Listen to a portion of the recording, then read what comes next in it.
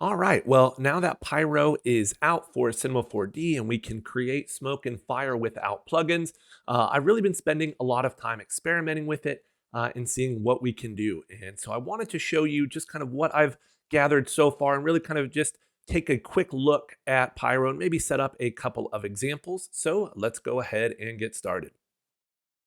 All right, so one of the things we're going to be doing today is creating this explosion.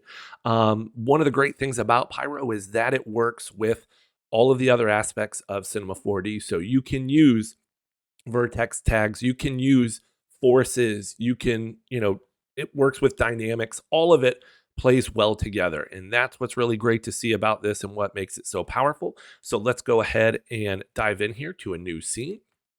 And it's important to point out that Pyro uses the graphics card in your computer. So if you go to project settings here and then you go to simulation, you will see that it's going to by default use your graphics card, and you can't choose which graphics card if you do happen to have multiple. So it is going to use the one that your display is plugged into. You'll see there's a separate section for Pyro. These are just some of the basic settings that you will also have access to in the Pyro object that gets created. So I wanted to point that out. We'll be talking about some of these settings as well. But to get started, all you really have to do is create a cube, okay, or any shape really. Go to simulation tags, and as I mentioned, all of this stuff works together, and add a Pyro tag. Pyro fuel is something different.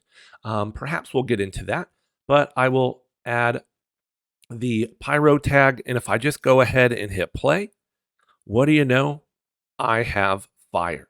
Okay, smoke and fire. Now it's important to point out at this point, this won't render. This is all volume objects, and it will only render using Redshift. Okay, not standard or physical. It will only render in Redshift or any other renderer that can support VDBs, which are industry standard for creating smoke, fire, liquids, that type of thing. We can either use it without caching it directly in Cinema 4D, or we can cache it out. And then if you wanted to load it in, you would have to use, oh shoot, where is it? I have it under my Redshift menu, which I enabled in my preferences, but our RS volume, I believe, is where we would load in, or perhaps it's called volume loader. Let's see. Yep, no, right here. You would just load a cached VDB right in there. And other renderers would have something similar. Okay, I know Octane does, for instance. So if you click on our Pyro tab, you will see that by default in the object properties, we have certain things turned on. And these properties can be used for other purposes, as we'll see, but on export means you have to cache this in order for it to be visible in your renderer. So if I don't want to cache things and I just want to see things in my renderer in Redshift without that, then I would just switch this to on. Density is going to be smoke, temperature is going to be fire, and what we'll see is velocity can actually be used for simulations. So there are obviously other things in here like color. If we wanted to drive color, we could use temperature to drive color. You can do all that stuff inside the Pyro material, but the three big ones are density, temperature, and velocity. And so that's what we will be focusing on today. The cache tab is where you can cache out Pyro to disk. Keep in mind, if you're using Redshift, that these caches can get pretty large, and it helps if the cache can fit inside the video memory you have on your GPU. So that will be important here shortly when we talk about resolution. But I've run into quite a few problems where I've created caches that are really, really large, and my GPU, a 3090 in this case, will not render them. Okay, the Pyro tab here is very much like the Pyro tab in the project settings. Voxel size here is one of the most important settings, as it does determine kind of the quality, the resolution. But if we go too low too quickly, just like I was saying, we'll end up with a video file or a cache file that is just way too large. So we have to be a bit careful with that. Some of these other settings, honestly, the help file is really, really good and definitely worth a read, which you can always just right click and go show help on. But substeps can help kind of blend and smooth out, give you something that's a bit more realistic. Um, in the extra forces section here, we have buoyancy, which is how fast this is going to go up. And so you can make adjustments there. Vortice strength can be useful if you want to have this, move a lot more, be a lot more um, detailed. Okay, and you can choose where that strength is coming from. We also have turbulence. Okay, so once again, if we're trying to break this up, add more detail, um, change the shape of it, turbulence is a great way to do this right inside of our properties here. As I mentioned previously, though, you can use a lot of these other forces like the rotation. We'll be using field force. I think there's a turbulence as well. Not all of these work, but quite a few of them do. Okay. Combustion deals with our combustion settings. What's important to point out here is the um, ignition temperature is when the temperature things will catch fire. Now that is in Celsius. Density per fuel is also important. That is how much smoke we're going to get for each unit of fuel, as well as the temperature per fuel. So there's a lot of almost science physics behind this that while you don't have to have a mastery of it, the more you know, the better off you'll be. Dissipation obviously deals with how quickly things are going to disappear or go away.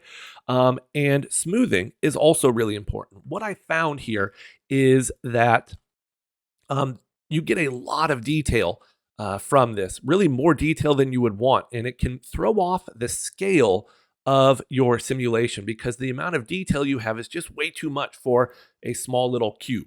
One of the ways you can get rid of that is by starting to smooth out your simulation to make it look like it's a lot larger. Okay.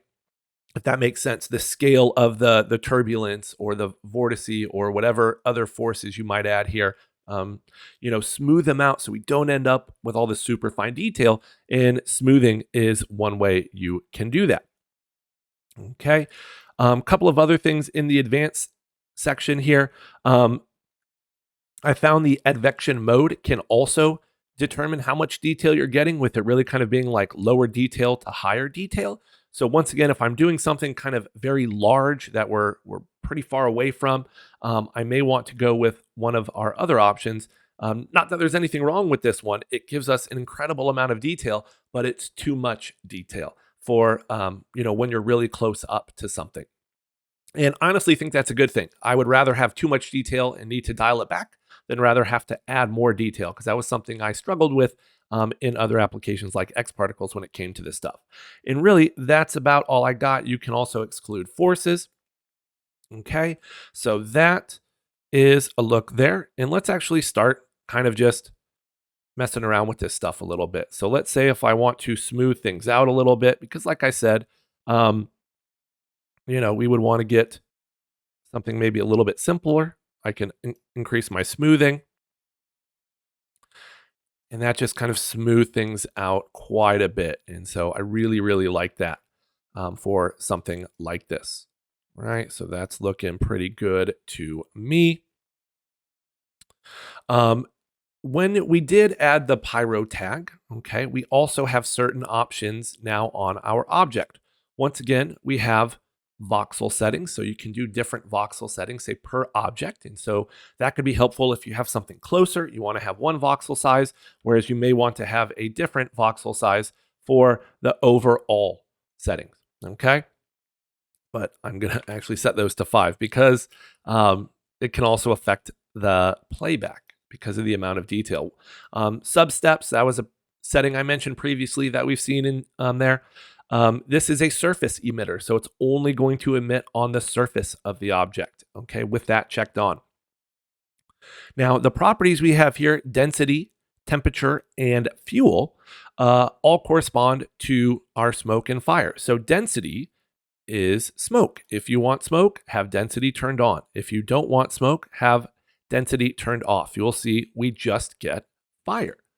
Okay, now both of these have a set in add, and same with temperature as well as fuel. Velocity is a little bit different. We'll talk about that. But so you can have an initial value, which is what set will do, and then a value to add over time. So that can be important if you're trying to create just a single explosion, a single kind of flash, or if you want this to be continuous. And that's really where set versus add come into play. Notice we have density maps under temperature, under um, density and fuel. Now these can be used, vertex maps. I think that's about it there. The only thing you can use, but within those vertex maps, you can, use different techniques to create them, which we'll actually do here in a second. You can change the color of the smoke, although there are different ways to do that. I don't know if we'll get into that with this particular video, but that is just a simple way to change the base color. Okay, so that's smoke. When it comes to fire, you have two really ways of creating it. We have our temperature, which is just saying, all right, well, we have this so hot, of course it's going to combust, of course it's going to turn on into fire, and then we're going to add more heat over time so that this is continuously burning. Another way of creating fire, though, is by adding fuel.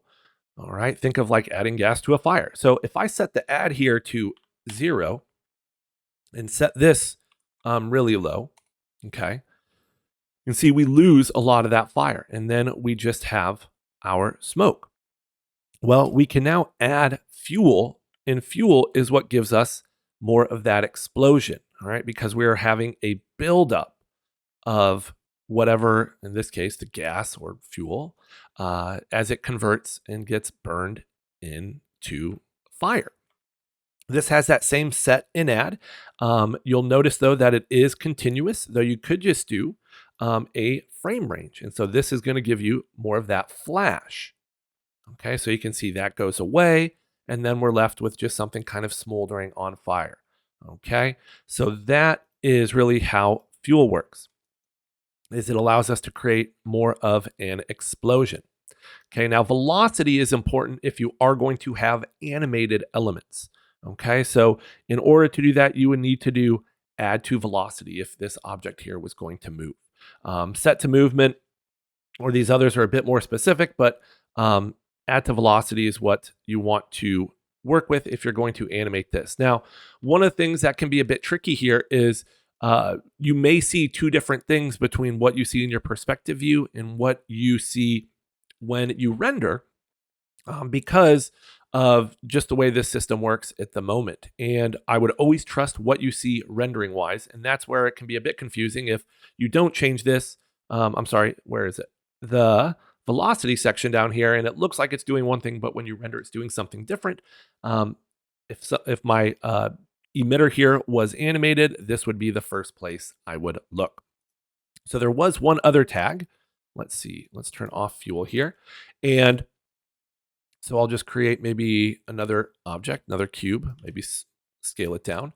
And on this tag, I'm just going to add fuel. So remember, now we just have fuel on this object. I could add fuel to the fire. And if I move this over, we get our explosion.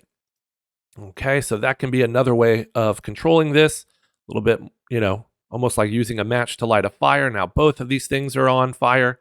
Okay, and it's another way to control and interact with our simulation. Okay, we can get rid of that. And honestly, that's kind of the basics there. Now there's a lot of other little intricacies, of course, but we're going to go ahead and try and make an explosion here to end this video. And just to start, I will actually, let's just create a new scene. I'm going to start by creating a sphere. And on this sphere, I will add my Pyro tag. Okay, so if we hit play, we get our, there's the explosion, which I just never get sick of looking at. I think it's just awesome that we can do this so easily and so fast, and that it's using our GPU. Okay, now in the Pyro section here, in the object properties, what I'm going to do is turn off density, turn off temperature, but leave velocity on and actually just switch it to on in general. And so now what we're doing is creating a field we are going to use to drive our simulation. So let's call this simulation field. Okay, and I can hide this. I'm going to duplicate it so that way our settings will be the same. And I will make sure this one's visible, and I'll just set velocity off on this one. Now, if I was going to render this, I would want to turn density and temperature back on. Okay, but for right now, since I'm really not going to be rendering this, we can just do our simulation like this. And let's call this one, we would just call this like render. Okay. All right. So we have our two setups here. What we need to do now that we have our simulation part ready to go is create what it is we want to explode. And so we'll just create a cube. Actually, yeah, let's keep it simple. We'll create a cube. And I'm also going to create a ground plane. So I'll lower that ground plane so that our cube is sitting on it. Scale this up. How large this needs to be, I don't know. That should be fine. I'm going to turn off my work plane as well. So that's annoying. And our cube, we are going to put in a Voronoi fracture object. All right, so I held down Alt or Option to put it immediately inside. And on the Voronoi fracture in the sources section, I'm going to choose point generator and increase the point amount to something like, I don't know, 120. Now, with a lot of this stuff, you do need to be a bit careful depending on how powerful your computer is. Things can crash, things can, freeze up. You can do too much for your computer to handle. So if you're running on a little bit of a modest laptop or desktop, something that's a few years old, by all means, start simple, start to feel out what your computer is capable of before going too crazy and crashing it because it, not a good time. So we have our Voronoi fracture here, the objects that are going to explode. And now we can start adding our simulation tags to this. And funny enough, we are going to be using our just regular bullet tags for this. So on our plane, I'm going to add a collider body.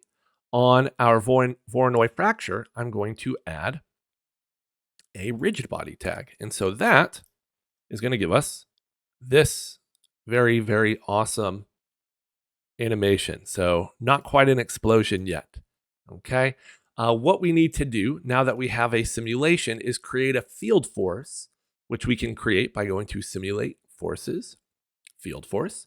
And that will allow us to use our smoke and fire and the velocities and everything that it's doing to drive our rigid body simulation here. So in the field force, I'm going to drag in our simulation field. Okay, we want to set the strength to 200 here. All right, we also want to select the simulation field, go into remapping, check enable.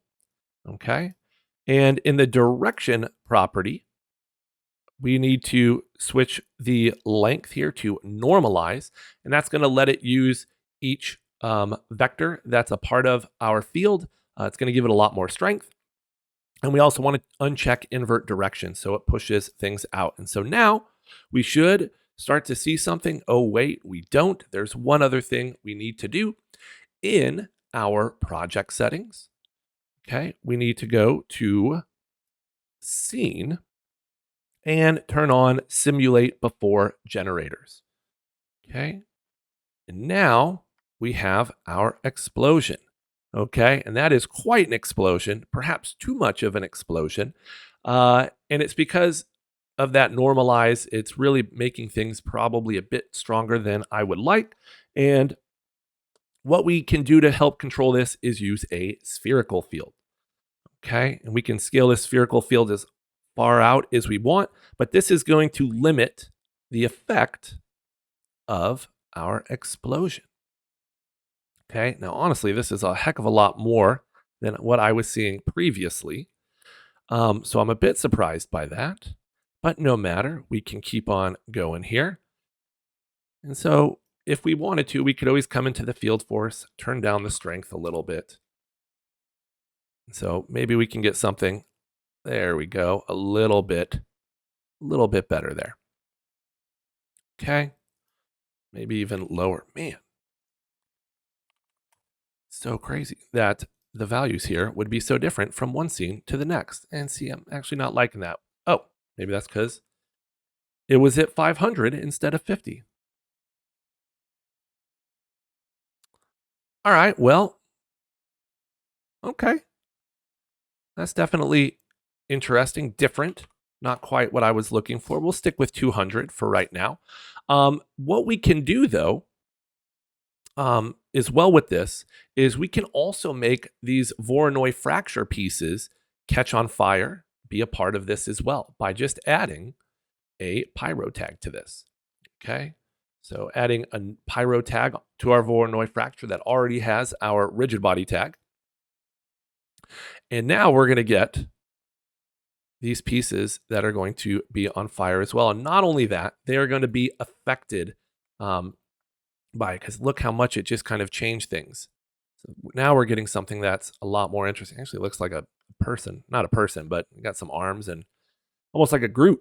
What I would do here, though, is I would turn off the add on the temperature because really these would just be on fire from the initial explosion and then burn what they have. So that will kind of tone things down a little bit. But, it is important to kind of point out here, things are starting to slow down. And that is really where, voxel size, caching things out can be important. Though, as I'm still kind of working with this, it's something you want to be mindful of, having to cache every time you make a change. Now, there is one thing I forgot to cover. So let's kind of take a step back. And that was using vertex maps to control temperature, density, all of that stuff.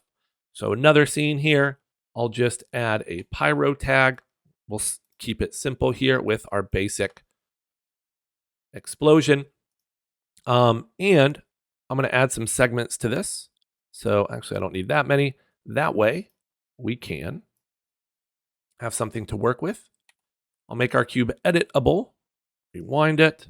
So I actually don't want to see that for right now. And just right click on our object, go to other tags and choose vertex map. Now, vertex map allows us to save kind of strength information directly to a vertex. So whether a vertex is selected, not selected, or anything in between, right? 0 to 100 kind of strength there. And red means no strength. Yellow means 100.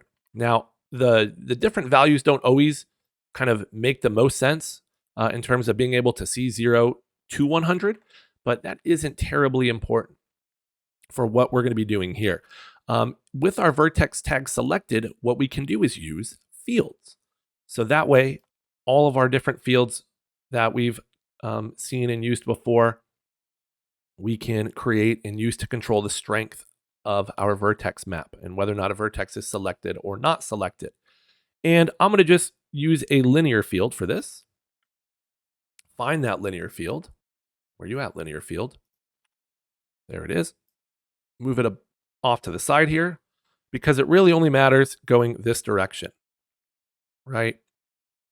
But I'm going to rotate this. I'm going to need it to go up and down. And let's just keep it in the middle so we have something to visualize. But now you can see 100, you can see 0. And notice, visually, this isn't a great representation. Yellow to red isn't, there isn't that much of a difference in color and in value there. So that can be tricky to see. But in our Pyro tag now, we can start dragging in that vertex map into the density map, into the temperature map. And as I do that,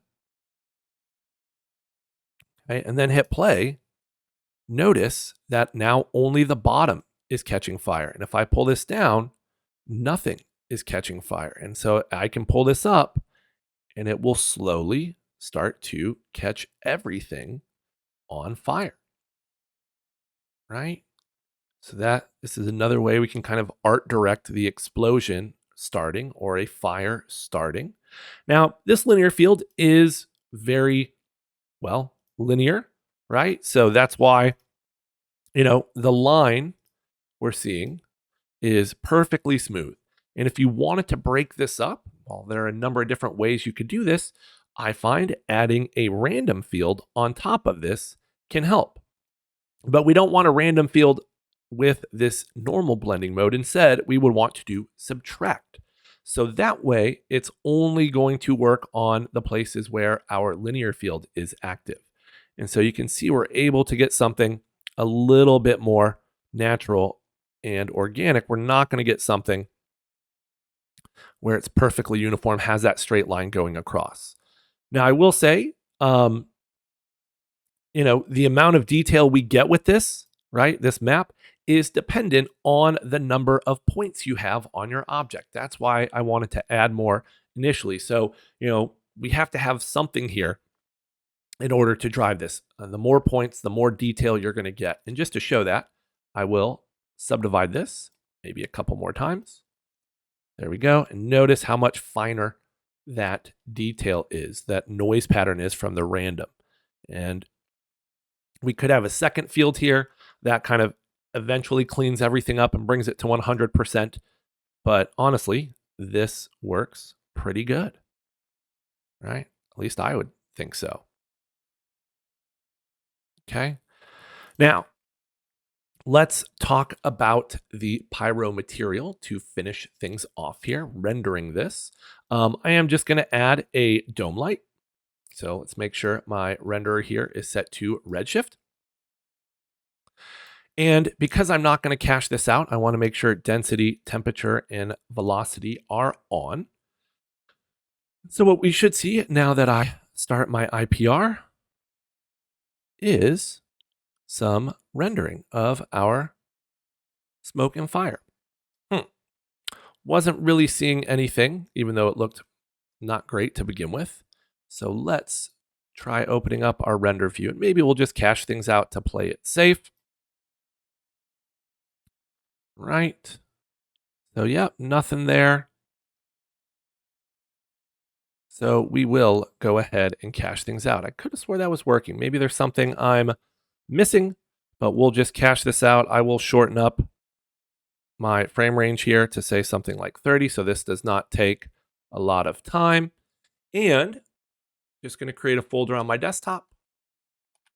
Call this cache. Give our file a name and hit cache scene, and then that will work instead of just cache. If you just click on the file, it's going to browse and want you to load something in, which is not what we want to do in this particular case. So I'll hit save. We can see it's going through and caching. And so that can take a bit of time, depending on the complexity of your simulation, the speed of your computer, all of that good stuff. So now when this is done, caching is going to do a couple of things. Help us render, of course, but also, what happened? Also allow us to play back things a little bit quicker. So I'm really confused because I did hit cache and it did cache it, but it doesn't appear to be using it. So let me just tell this to load the cache, which I just saved. Perfect. So we have that. And so now as I scrub through, I should get smoother, faster playback, which is great. Now when I hit render, we should, I know why I wasn't getting anything before. I did not add my Pyro material to this. So from Redshift, we need to go to materials and choose Pyro.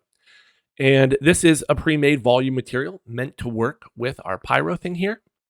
And it gets applied to the Pyro object, not your geometry, but the Pyro. So yeah, that's why that wasn't rendering previously. My mistake. And yeah, we can see our fire now. Now, part of the reason it looks a little bit flat is the lighting. If I was to add an HDRI, that's an interesting place for that to pop up. We can just drag one in. Hopefully it doesn't take too long to download. And of course, it's going to take a little second here. Somehow I also apparently ended up in kind of customization mode for my user interface. So that's interesting.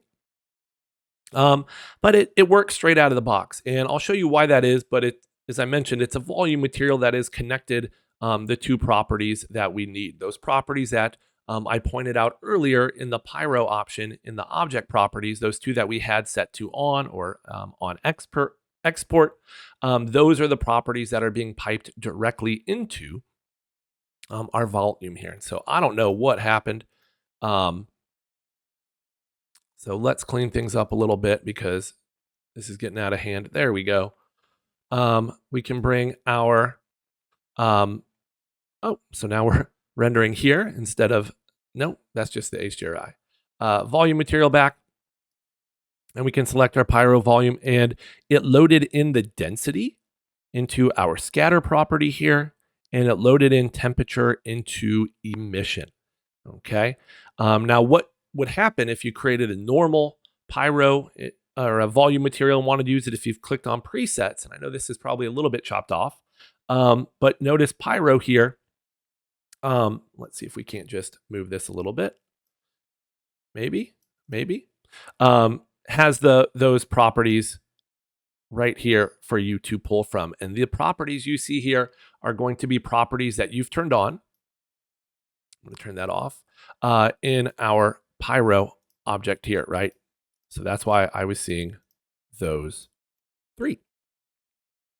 And so this is the end result with all of that stuff. And because they've done a good job kind of setting it up, we really shouldn't have to do a whole lot here. But if you want to kind of work with the clouds a little bit, that's going to be the scatter section. Adjusting the scatter coefficient here will change how light or dark they are, how dense they are. Lighter values are going to higher values are going to allow more scattering, so make things brighter. Okay, you can change the color here as well. Right, and temperature. You can do the same thing. But really, like I said, they do a pretty good job of getting this to work right away without having to make any adjustments, which is great because the previous volume material, could be a little bit tricky to set up. Now, what I want to do in the future is dive more into working with the different colors, using the temperature to drive color of the smoke and other things. But for this video, I think that is going to just about do it. So hopefully you enjoyed this video. If there's anything else you would like to see, please let me know. I would appreciate it if you liked this video, left a comment with maybe something you wanted to see like I mentioned, and even subscribe if you found it helpful. Until next time, take care.